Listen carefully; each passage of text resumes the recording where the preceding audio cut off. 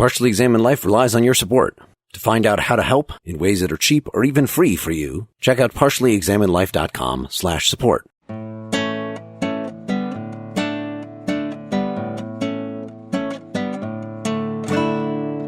You're listening to The Partially Examined Life, a podcast by some guys who were at one point set on doing philosophy for a living, but then thought better of it. Our question for episode 236 is something like, how can we best understand a political ethic of nonviolence? And we're talking with Judith Butler today about her new book, The Force of Nonviolence, an Ethico-Political Bind. For more information, please visit partiallyexaminedlife.com. This is Mark Lintonmeyer, whose calm presence here today is thanks entirely to my rage-murdering superego in Madison, Wisconsin. This is Seth Sorry, I'm so nervous. Are you going to say Seth pacifist? No. I was not going to say Seth pacifist. I'm just so nervous right now. This is Seth Paskin. Well, there's no reason to be nervous. Well, yeah, you say that. Yes, I do. Trying to practice broad grievability in Austin, Texas. Mm-hmm. This is Wes Alwyn in Cambridge, Massachusetts. And welcome, Judith. Yes, thank you. I'm glad to be here. So I wanted to maybe start us off here, Judith, talking about what kind of inquiry this is, that you might think that in a book about nonviolence, we'd be talking a lot about Gandhi, about Martin Luther King. There's a little reference to Gandhi, but for the most part, this is not about the practice of nonviolence. It's about sort of the theoretical apparatus of nonviolence, which you claim is something that practitioners should have, right? They'll kind of maybe do it wrong if they don't think about these theoretical issues beforehand. I don't know if that's exactly right. I wouldn't call it a theoretical apparatus. And I'm not speaking down to practitioners. I suppose I am a practitioner. And in fact, in my experience, people who are practicing nonviolence in social movements are also reading, and people who are reading are also practicing nonviolence in their world. So maybe the relationship between a theoretical inquiry and a social movement practice is not as distinct as we usually take it to be. Indeed. I mean, if you think back to Gandhi, people were reading Gandhi and they were marching with him, or Martin Luther King as well. I consider him to be a thinker who had a philosophy of nonviolence, and that was in his public speeches. It wasn't written in a philosophical treatise, but it certainly was a set of ideas that were circulated in public and that were at the center of, I would say, public philosophical conversation. I guess there's the practical problem, though, in practicing nonviolence, which is sort of how far do you go, right? If people are aggressively attacking you, most people say to make some sort of exception for self-defense, right? You should be nonviolent. You should never start anything. But if somebody is actively, especially not just hurting you, because maybe you're willing to take that burden, but hurting someone you care about, right? You're stepping in to protect the defenseless. That seems to be the exception that you want to make. And I know in this book you point to how there's actually a theoretical problem with that, right? That if you say self-defense, you're assuming that you know what self is, and you're assuming that you know what violence is. And both those things you're saying are problematic in different ways. Do we want to kind of give the broad outline of that before we get into details? I think there are two issues here. One has to do with the fact that in philosophical conversations, when we discuss nonviolence, we usually immediately take the point of view of the individual, like what would I do in this or that situation? And I am trying to suggest that we should shift the framework for thinking about nonviolence from individualism to social theory and to a conception of ourselves as fundamentally tied to other human beings. Now, that was, in fact, Martin Luther King's view. He thought we were globally interdependent. So in that sense, I suppose I indirectly draw from him. But the example of self-defense, the second issue you raise, is an important one. And there, I certainly understand that if someone attacks me, I will defend myself. If someone attacks someone I love, I will intervene. There's no question about that.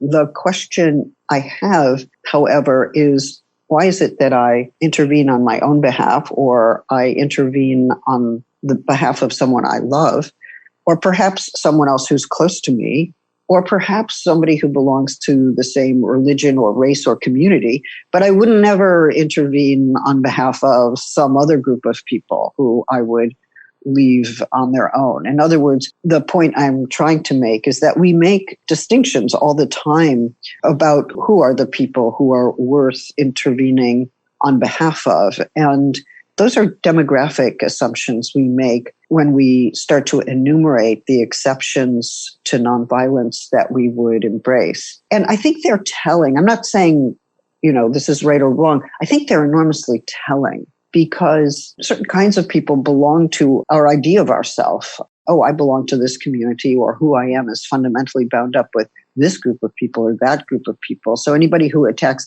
that group, I will defend. But some other group that I'm not so identified with, well, I'm not going to defend that. And then we're kind of into what I would call a war logic, where you defend your own people against those who are attacking them, and you let another group of people die or perish or remain undefended. And that seems to describe, forms of nationalism and communitarianism that govern our public world. And I have some concerns about that because we are then making distinctions between lives that are more valuable and lives that are less valuable, which means we subscribe to a position of social inequality. I think the way in which we make exceptions to nonviolence tends to point to the way we discriminate among more and less valuable lives. And that's worrisome to me. There's two really interesting things that you just touched on, Judith. The first is the notion that nonviolence isn't necessarily passive, and this comes out in the title of the book, The Force of Nonviolence, that there's force and persistence and action. It's an active activity, or can be anyway, in the form of resistance or opposition to violent power. So we want to make sure that we don't have people in the back of their mind thinking that we're talking about some kind of, passive activity or turn the other cheek kind of Christian charity. And we had a similar conversation about the boundaries of obligation, if you will, with Peter Singer. So when he had the 40th anniversary of the Life You Can Save publication, he was on, and we had the same conversation about, can you feel the same kind of moral obligation, or should you have the same kind of moral obligation to somebody who lives on the other side of the world as you do to the person who lives, next door to you, or that's part of your tribe or what have you? That conversation to me was more theoretical in the traditional sense. We were talking about theoretical ethical obligations versus kind of like a psychological pull that one might have. But when reading your book, I was given to think about these boundaries and how there are other factors that determine what constitutes the realm of self-defense. So I live in Texas. I live in the blueberry and the tomato soup, right? I live in Austin. There was a shooting recently in a church, I think up in North Texas, somewhere around Dallas, and a gunman came in, and then one of the parishioners just happened to be armed and shot the guy dead. And this notion that that person, by virtue of the circumstance, became a defender of the rest of that community, whether he may have consciously made that choice. I felt like it's weird how the technology of the gun is becoming the locus of what the boundaries of self-defense are. If you become armed, you essentially become a defender of whoever you happen to be around in this very strange way. And it's kind of tangential, but I just wanted to let you know that your book sort of sprung me off on this thought about the way that technologies and boundaries, because I completely understand your point about demographics and geography defining those things, but other sorts of things define those spheres as well for us. I think that's true. And you're also pointing out how the media can frame an event like that, and also how people have come to accept certain language for framing an event like that. I mean, let's think about self-defense and how it's used in public discourse. President Trump will say that he is defending the nation against invaders by building a wall, and we could understand that as a permutation of a self-defense argument. We defend our national self against the other who does not belong to ourself or is not assimilable into this self that we are or share. And that's a problem. And if we also look inside the law and ask, well, who has traditionally been able to invoke a self-defense argument in cases where violence has been inflicted? Well, we see that some people have a self that is worth defending, and others are not regarded as having a self that is worth defending. So what troubles me in particular is how often police get to use self-defense arguments when they kill unarmed people, mainly Black and brown men, but not exclusively. And in that case, self-defense seems to work really well. So we might ask, what are the conditions of plausibility or the conditions of persuasion under which a self-defense argument works? And what does that tell us about who has a defensible self and who does not? In the book, you point to, this is kind of I want to call it a basic epistemological predicament that we're subject to in a lot of respects. But in this respect, it's difficult to know when we are defending ourselves. And then as you point out, when that defense is a matter of paranoia or the projection of our own aggressiveness, seeing that aggression in others, and then sort of being preemptively aggressive. I think this is really borne out. So I think in interviews, for instance, of people who have participated in mass atrocities, you hear things like, well, they were going to do that to us, so we did that first. It was really a matter of self-defense. Or even sociological studies of things like second-degree murder, when you start to think about why someone killed someone for the disrespect of taking a French fry off their plate, for instance, then that's a real case. And someone feels humiliated and they pick up a gun and kill that person. It's because our concept of self-defense includes existential threats to our psychical integrity, so things that humiliate us. And it's very difficult to distinguish narcissistic injury or the threat of narcissistic injury from actual physical violence. We tend to conflate those two things. So whenever we're asking ourselves questions about whether we're defending ourselves, it becomes a very difficult question. The potential for self-deception is very high. You put it really well, and I appreciate your formulation. I also think that this question of existential threat is central. I realize that Freud and Klein are not exactly popular figures, but they do prove central to the argument I'm making in this particular book, in part because they give us an account of the externalization of rage, right? What does it mean when we identify a rage coming at us or a violent action coming at us as properly external, as properly coming from someone else, when in fact it is a projection of our own, or it is a projection of our own that intermixes with some anger that may well be coming our way, but which then produces a situation in which we're unable to distinguish between what is emerging from me and what is emerging from the outside. Mm-hmm. I mean, Freud says when you're no longer able, at the extreme, right, when you're no longer able to make that distinction between inside and outside, you're actually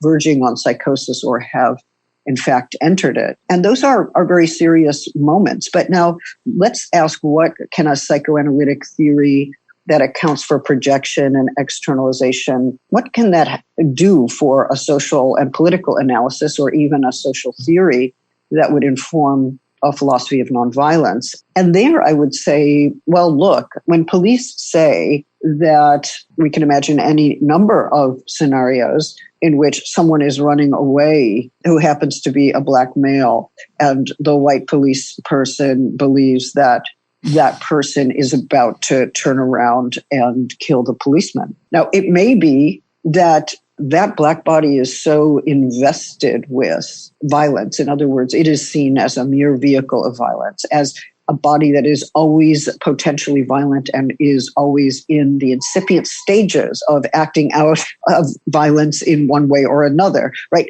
Once that ideation is built socially, and it is a social construction of a certain kind, that can take hold in fantasy and be very convincing to the person who shoots, right? That's self-defense according to that person, because that body is always already on the verge of killing that man.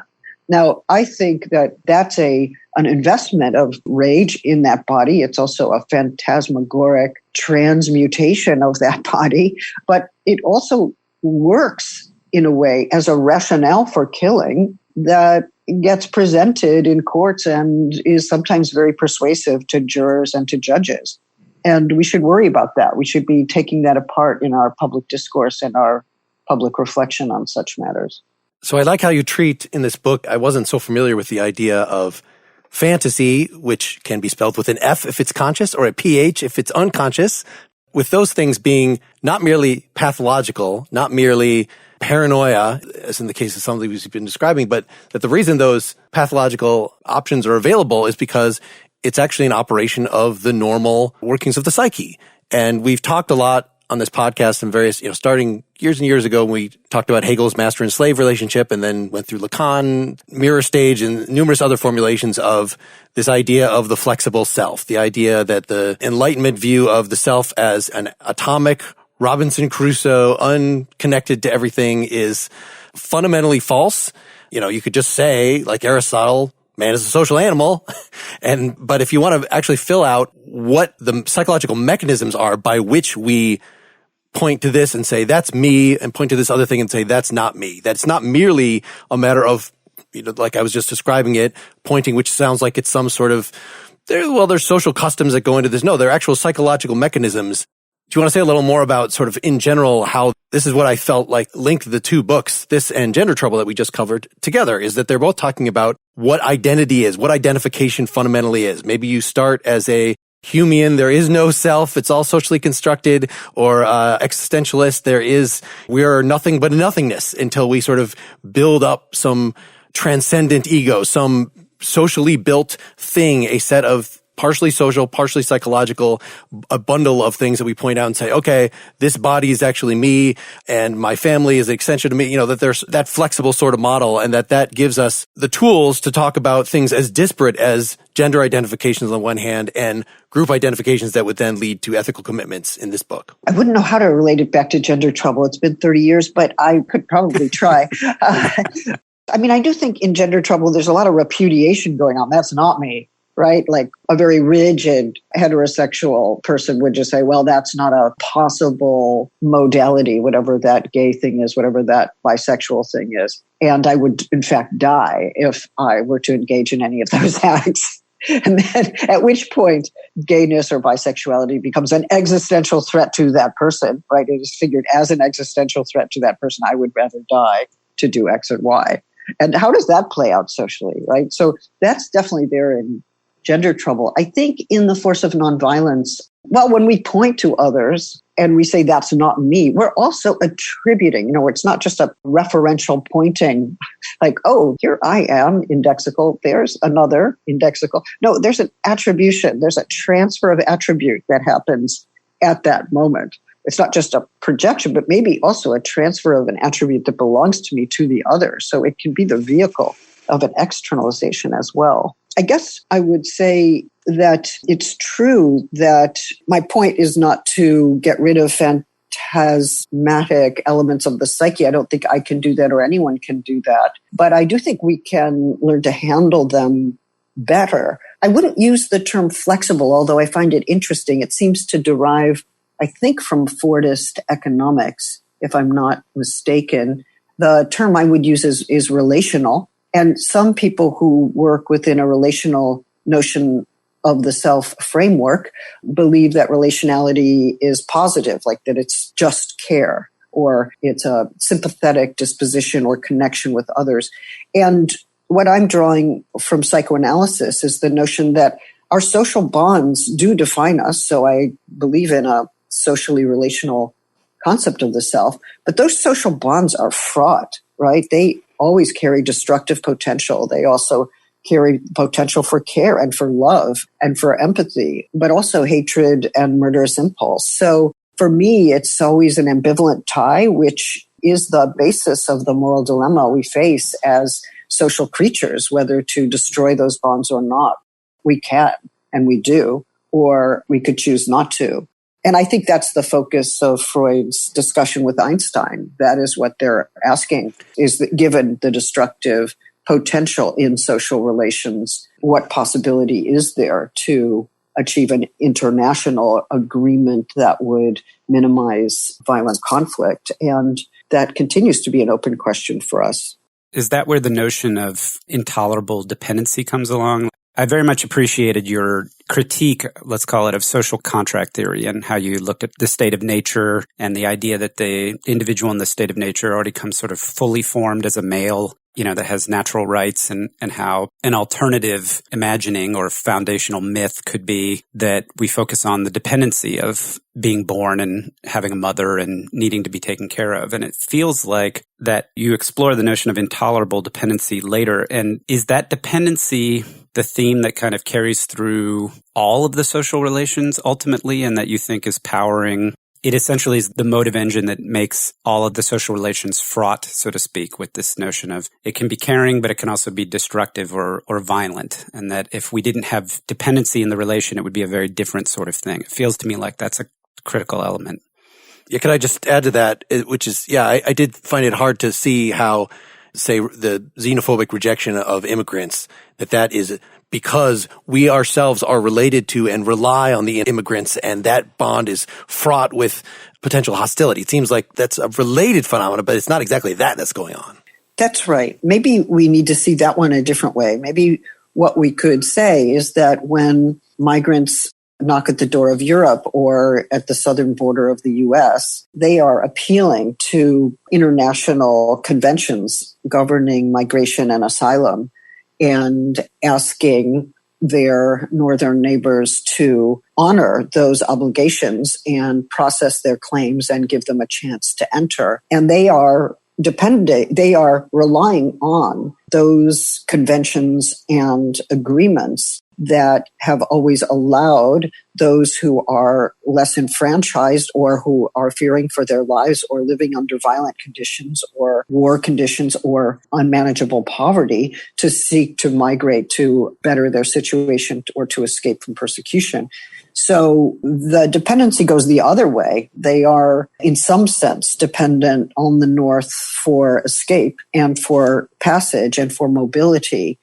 And the question for the North, if I can speak that way, is whether we honor those obligations or not, or whether we deny their dependency on us. Now, if we look at the U.S. has depended on Latin America for its natural resources, for its cheap labor. We have our exportation of neoliberalism to Chile and to other regions in the South was precisely to be able to make use of their natural resources and their labor in order to keep ourselves prosperous. And I think we could see other kinds of relations of domination, if not colonialism, on the part of Europe in relationship to its southern neighbors. And so we are interconnected. Most of those interrelations have been hierarchical or subordinating or unequal, but they have involved ways of managing interconnectedness or interdependency. Now, interdependency as equality is an ideal. It's rarely materialized. It's rarely actualized. But what I'm trying to suggest is that we deny our interconnectedness at our own peril. And what we should be working towards is an idea of global interdependency, which would then serve as the basis of our obligations to one another. And I think that would move us towards a notion of social equality that is the basis, quite frankly, of a serious notion of nonviolence that wouldn't just be relying on individual actions or individual reflections on whether or not to commit a violent act, but would actually commit whole regions, institutions, and countries to nonviolent interdependency. But yes, it's hard. The idea of intolerable dependency is there. The state of California has been dependent on migrant workers for decades, and most of them undocumented. Many of our major industries could not function without undocumented laborers. And I'm sure Texas is very similar. So the question is, do we or do we not avow that dependency? And what do we make of that? It's not a dependency in the sense of a love relationship, but it is nevertheless there as an economic dependency on that labor at the same time that we subordinate or exclude or, impose monolingualism on or seek to sometimes impose monolingualism on our community. It's a really bad way of handling that dependency, in my view. I've just been trying to figure out how literally to take the metaphor of what you talk about in Melanie Klein as our attitude towards ourselves. And we've, in fact, covered Mourning in Melancholia and had an episode on suicide. So we've introduced some of these notions in past episodes that if you are, for instance, angry with yourself in a suicidal rage, it might be because you made some sort of melancholic identification. Your parent or whatever, somebody's angered you in the past, and instead of actually talking to that person about it, you internalize, you make that person a little part of yourself. And when you have suicidal thoughts, you're raging against that psychoanalytic object, that part of yourself. that really was inherited from the other person. So we got a model with that of a multiplicity. And so Melanie Klein, in the way that you account for her thinking in the book, talks about this in terms of even just the relationship between parent and child, that there's, as you say, within love, there is a dependence that then involves a rage because, the mother is not always there. She's going to go away, or just the fact that she could go away, or the child imagines then horrible things he or she could have done to the mother, and that gives rise to guilt, which you're then acting out. So there's all this fraught thing in love, in personal love relationships. And so the idea there is we're tying interdependency with rage. Okay, well, now on the social level, you've talked about interdependency with us in Latin American countries. It seems to stretch the analogy to me to say that then we might have rage about that interdependency. As you say, we might choose not to honor it, not to recognize it. Recognizing it would give a foundation for ethics. We're talking about a kind of a basic way of operating psychologically that is transferred onto other situations. So it doesn't have to be the case that we're in a specific relationship to immigrants to have this mode of thinking apply. So, and then in the case of Mourning and Melancholia, the identification. So this is an early theory which sets the foundation for identification and the superego and ultimately for object relations. But one aspect of this internalization of an object with which you are disappointed, which will become the bad object and leads to self-rating, is that you are maintaining a tie to a certain kind of ideal object, and you maintain that tie unconsciously and refuse to mourn it and acknowledge it, refuse to move into what Melanie Klein called the depressive position and acknowledge one's own vulnerability, acknowledge that the object has its own interiority, basically to reach the position of empathy. So in the case of international relations, what's important is that we identify with the various groups, including the nation. And so the thought of an invulnerable nation without obligations, the thought of being able to identify with that power and the idea that it's self-subsistent allows us to enact the fantasy of, or, it helps us along with the fantasy of our own independence and lack of dependency. And this is something to which we are all psychologically prone, moving into this fantasy in which we don't depend on anyone and we don't need anything from anyone, and that we don't have to meet demands that other people make. Does that make sense? I think it's through this link of identification that you could see that dynamic playing out at a larger level, even if you're not engaged in a specific love relation with immigrants. In the previous and forthcoming episodes centering on Judith Butler's gender trouble and the force of nonviolence, we've discussed the process of identity formation in the context of social construction. In the former, as it relates to gender, in the latter, as it relates to agency and violence and interconnectivity. Butler's method for approaching these questions is a critique of the systems that generate what we consider to be knowledge about those subjects. If knowledge is power, then the critique of systems of knowledge enables the judicious use of that power. The Great Courses Plus wants to arm you with power and the wisdom to use it, or not, judiciously. As a complement to our Butler episodes, check out Language and Society, What Your Speech Says About You by Professor Valerie Friedland. The entire course is fascinating, but beeline to lectures 11, Sex, Age, and Language Change, as well as 19, The Gender Divide in Language, for sociological, neurological, and psychological research that will complement your reading of Butler. Tap into the power of knowledge and its critique. Join PEL and thousands of other learners at the Great Courses Plus. Currently, PEL listeners get unlimited access completely free for an entire month. Use our special URL, thegreatcoursespluspelus.com/PEL. That's PEL for Partially Examined Life. Remember, thegreatcoursesplus.com/PEL. Offer is limited, so act now. I think this is a rich discussion and we could go down several directions. I think there's a difference, for instance, between Freud and Klein, and I do think Klein focuses on dependency. She focuses less on the superego than on the notion of aggression, which she takes to be a drive. And there are many ways of parsing these differences, which we can't fully do under these conditions. But I would say on the question of identification that Freud, of course, dealt with the problem of group identification in his work on mass psychology. And that is an important work because it also shows us how groups identify with one another, how they build bonds of solidarity, sometimes through the positing of an enemy and through differentiating themselves from that enemy and even seeking to kill that enemy or perhaps their sovereign, their father figure. There's a great deal to be said about the political philosophy that is embedded in Freud's notion of group psychology. I think it pertains to the fundamental question of what kind of society does a political order depend upon? What do social bonds have to be like in order for a political structure, organization, state, mode of governance to function?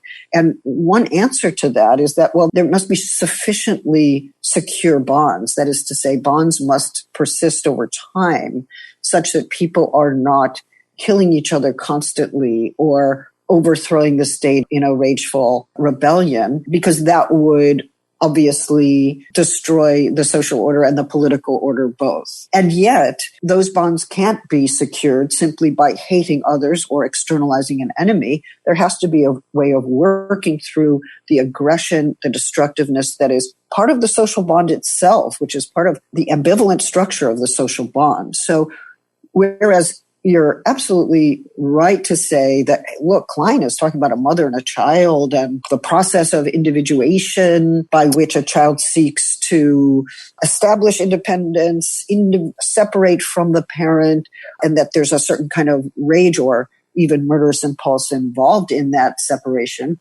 And to talk about xenophobia, which is being stoked by our present administration. But they both involve hatred. And they both involve trying to secure a sense of self through the expulsion of another, either an expulsion from life, murder, or an expulsion across the border, which secures the group identification on this side of the border. I do think group psychology mediates between the Kleinian dyad, as it were, and a broader political analysis of hatred.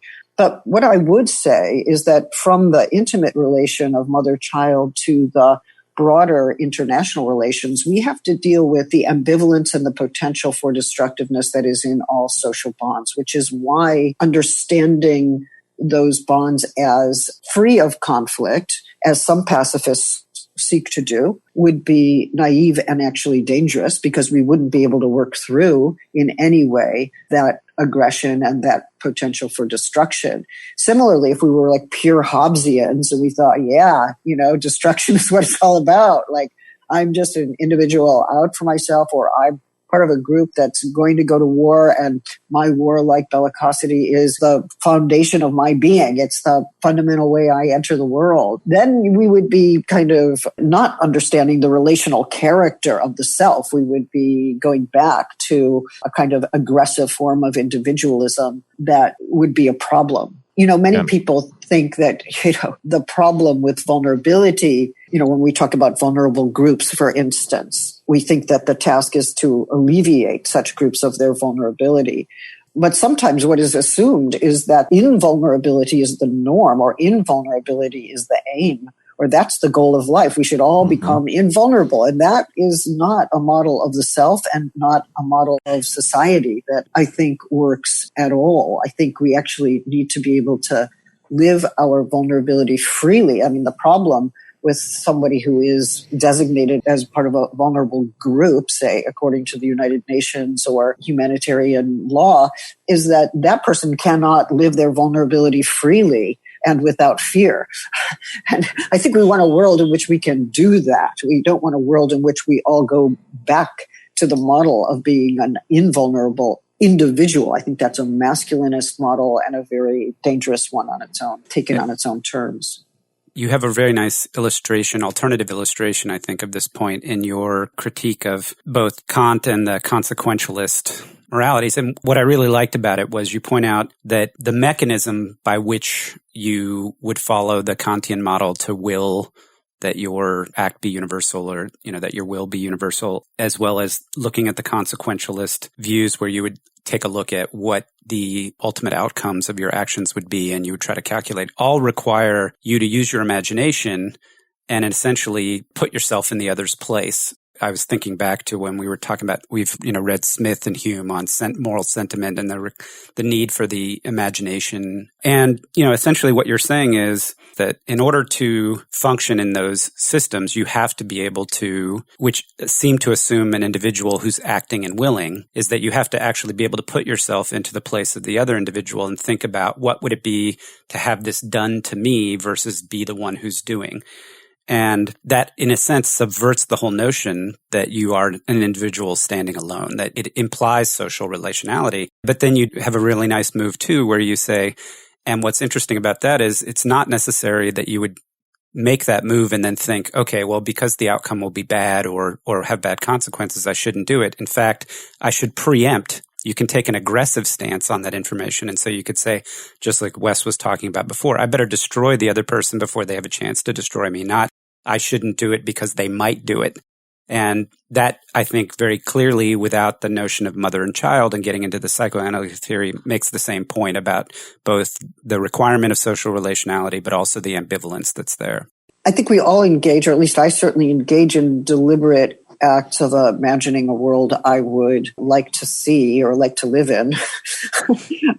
So I do think we engage in those deliberate forms of imagining, and many philosophical positions do ask us almost immediately to enter into a hypothetical, and they depend upon the imagination in some ways. At the same time, we have to ask, what's the relationship between the imagination that we control and the dimensions of fantasy that are invaded by the unconscious or maybe even orchestrated? Fantasy, daydreams, dreams, many of which call upon social elements, including fear, anxiety, and hatred. So some of our reasoning capacities that rely on the imagination don't always know how to distinguish what is being deliberately and clearly imagined from what is being orchestrated by phantasmatic structures that are more or less unconscious. I thought I'd bring up an example of fantasy with a PH to sort of get at what you're talking about. And I would recommend for listeners, if they want to learn more about this, Susan Isaac's The Nature and Function of Fantasy is a very good starting point. Fantasy is a mechanism for transference. So when we think we're engaged in a certain kind of mental activity, we might be also symbolically engaged in some other form of unconscious mental activity. So Freud's famous example is of a child throwing a reel attached to a string into a crib, which is draped so that the reel's hidden when it goes into it, and saying basically gone when it's not visible, and then pulling it out again and being very excited and saying there, or now it's here. Sort of like a variation on the peekaboo game. And this child did the same thing in the mirror, kind of crouching down, can't see himself, gone, and then reappearing here or there. That was interpreted as having something to do with a grandiose or a defense called omnipotence of thought, where the child is fantasizing that he has control over the appearance and disappearance of the mother. So this was a kid who was very compliant and very well trained so that he could be alone in his room without crying, made very few demands on the mother. And so in the context of a lot of data, because this may sound far-fetched, it's actually a very reasonable interpretation.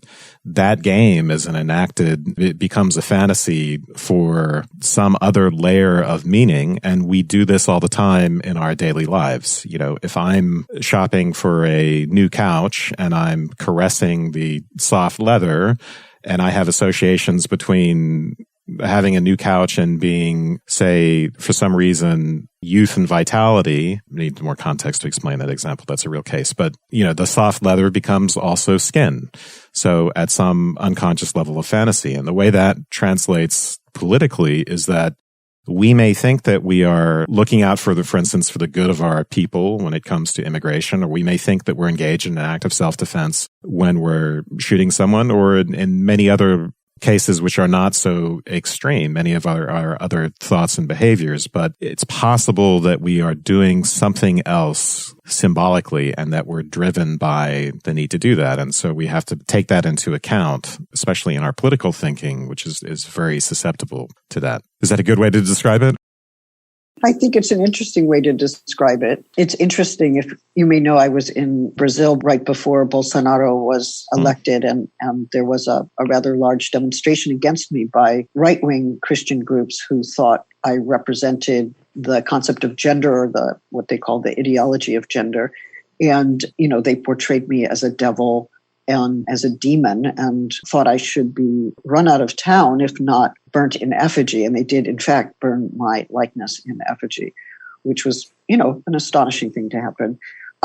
And they were kind of recalling witchcraft and doing all kinds of slightly crazy things, screaming about pedophilia, because somehow gender, if you were free to decide your gender or register as a different gender or live your gender outside of conventional norms, apparently that means you would be free to do anything, including, have sex with animals and children, because the freedom would be radically unconstrained by any biblical law. So there was quite a fantasy going on there, drawing from, medieval and even more recent bits of history there regarding witch burning, but also transphobia and other elements. But the entire history of demonization, we might say, is a history of transmitted social and political fantasy that can get invoked at various times. I think that anti-Semitic attacks against George Soros could be analyzed that way.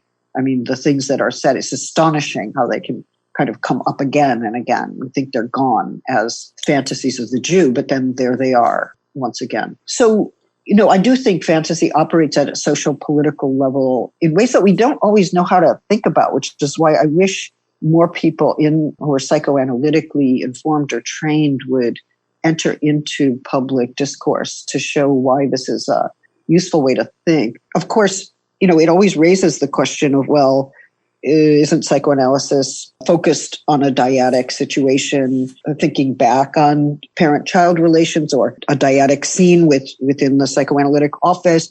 But it's not always. Freud himself had a theory of culture. He himself reflected on war.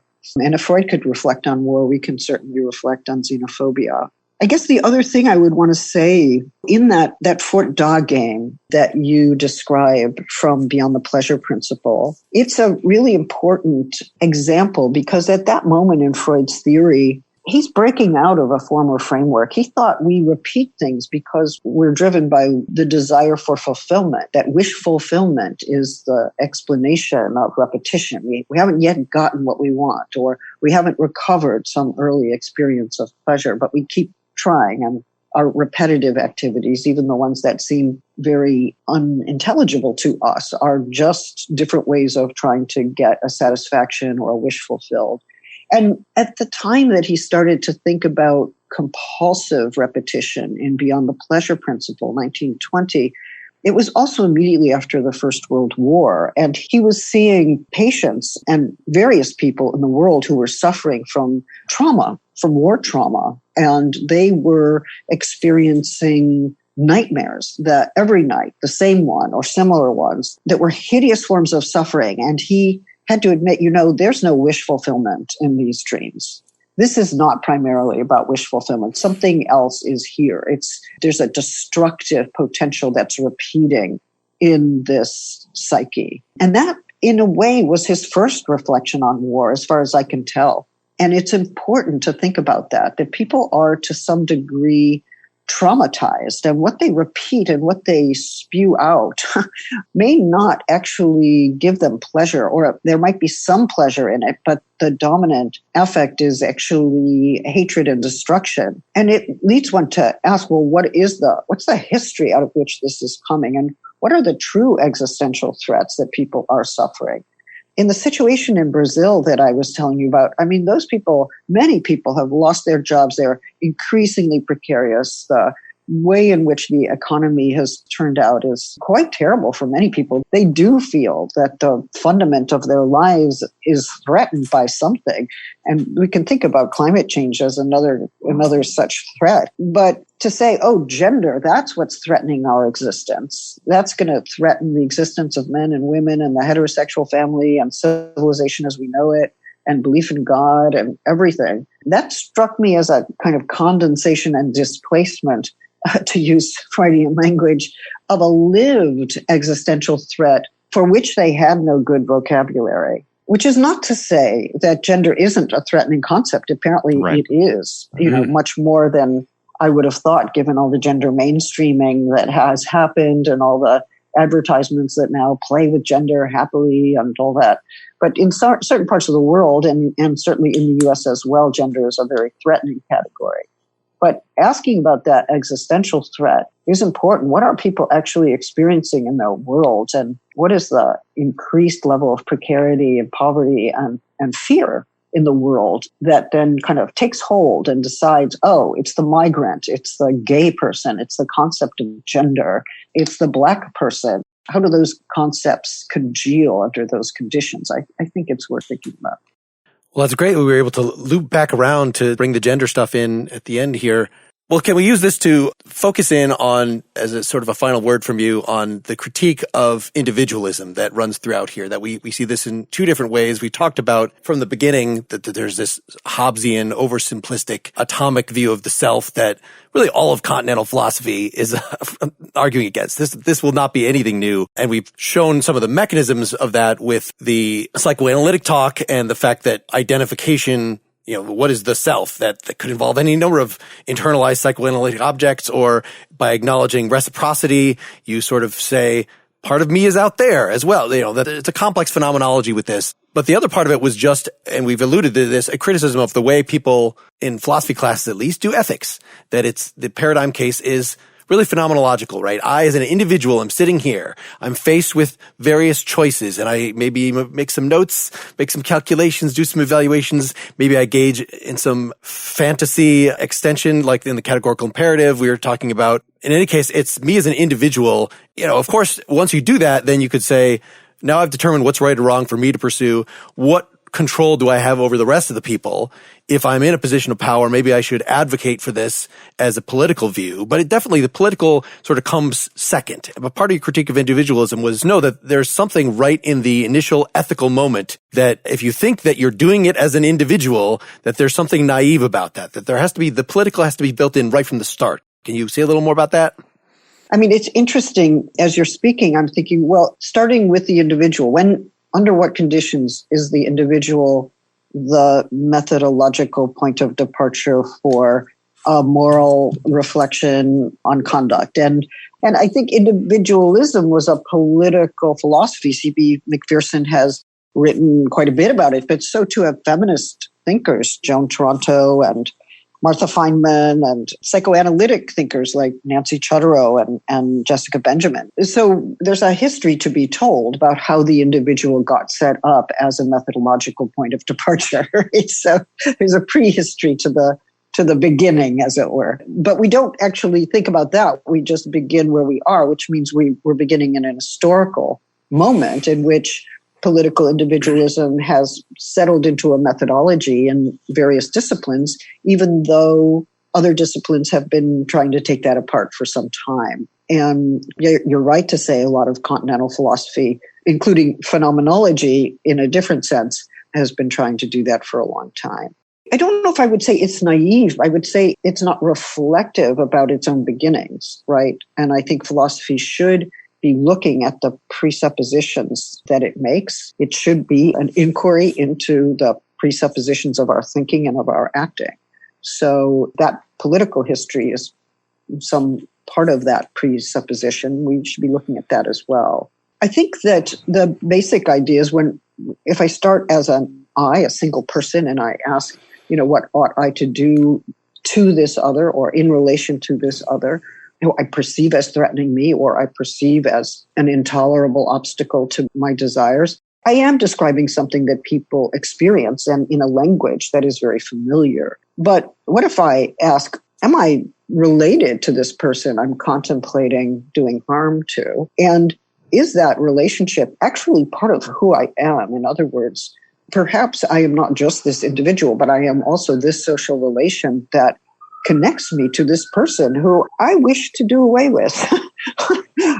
And what am I doing not only to the other, but to myself if I break that bond, right? If I don't honor a certain obligation to that person, I break the bond between us. And what if I myself am that bond? Or what if the meaning of my life, of who I am and the other is, has to do not with our separate and distinct characteristics, although those certainly exist, but the bond by which we are related to one another. And I think that shifts the question. I'm asking a different question then. I'm asking, who are we? I'm moving from what do I do to who am I in relation to this other? And do we form a kind of strange we? We're not in love. We may not even know each other's name, but we are nevertheless bound to each other and on the earth. And I take this, I think, in part from Hannah Arendt. I think she did understand something of this in her idea of plurality. When she accused Eichmann of not understanding that he didn't have the right to decide with whom he was going to cohabit the earth. He didn't have that right.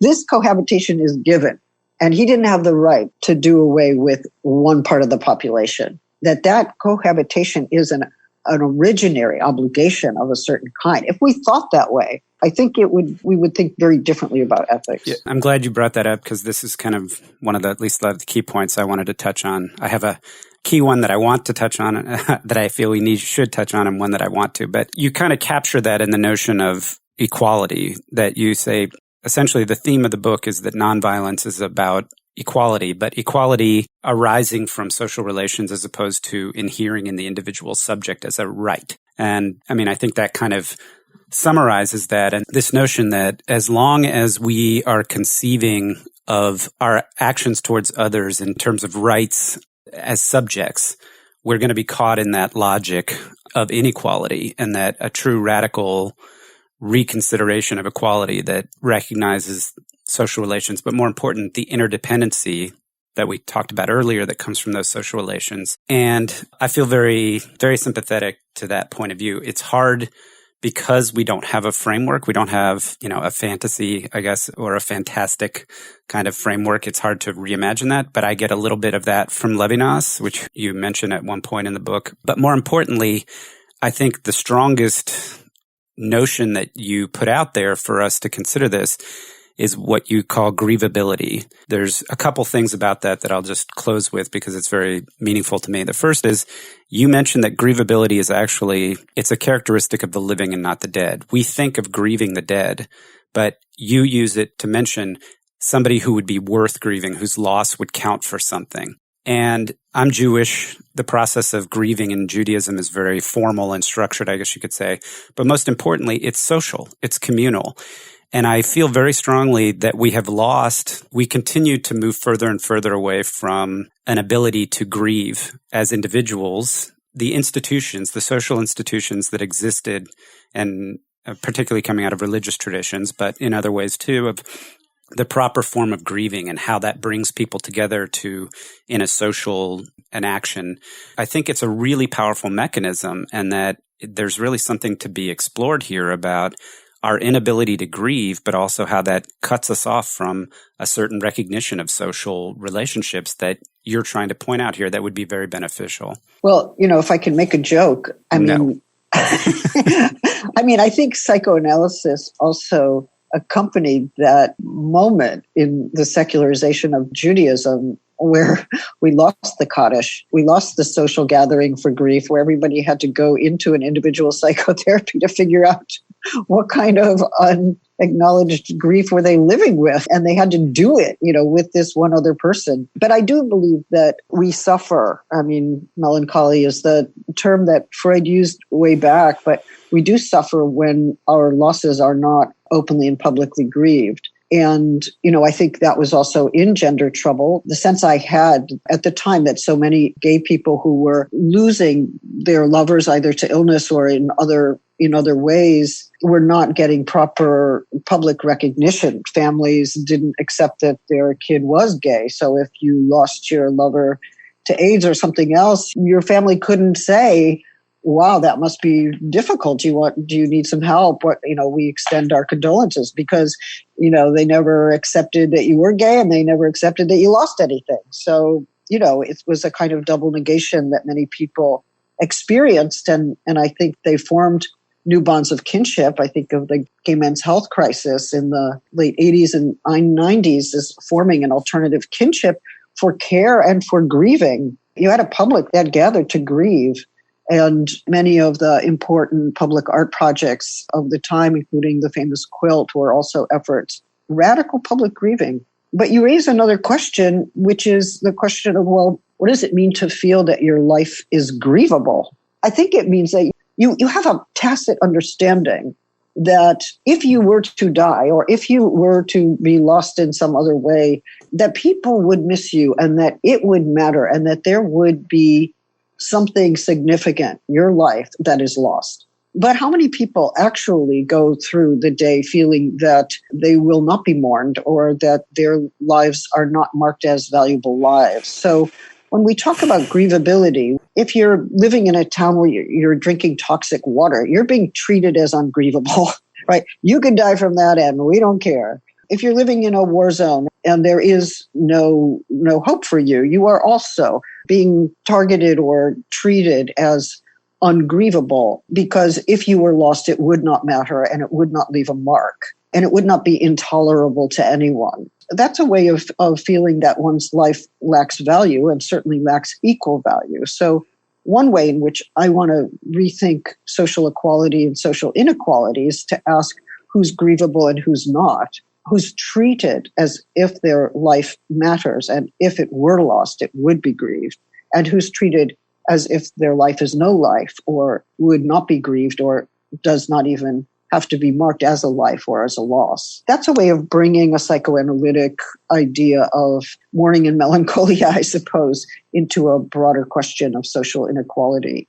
But I think, yes, we have to ask who is more or less grievable, not inherently, but treated that way by policies, by governments, by immigration practices. Are the people at the border being treated as if they are grievable lives? And I would say, for the most part, no. Well, thanks so much for your time. I really appreciate you delving into some of these. Obviously, there are many other issues in this. I'll admit that I got a little lost in the book, just in the thesis that we started of why is nonviolence problematic? Well, because, as we've said, that the definition of violence is not clear, which we didn't cover this time. In fact, in our next episode, we're going to cover Walter Benjamin's critique of violence.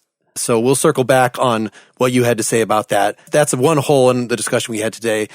The other part was just, I hope we've made clear that why this whole grievability thing is relevant to nonviolence, because we're saying that nonviolence is not just a matter of, I'm just going to sit back and, pay attention to my own business and I'm not hurting you. Therefore, I'm being nonviolent. Like that seems, from an individualistic point of view, that's what nonviolence is. But you're trying to say by all this talk of interdependence that no, actually nonviolence requires an acknowledgement of these connections and about, the ambivalence that is involved in any such connections. We've talked about the being resentful about interdependence, but there's lots of other ways conflict can come up. The inherent in the social bond is a certain amount of friction, and nonviolence means being aware of that, being sensitive to that, and stopping short.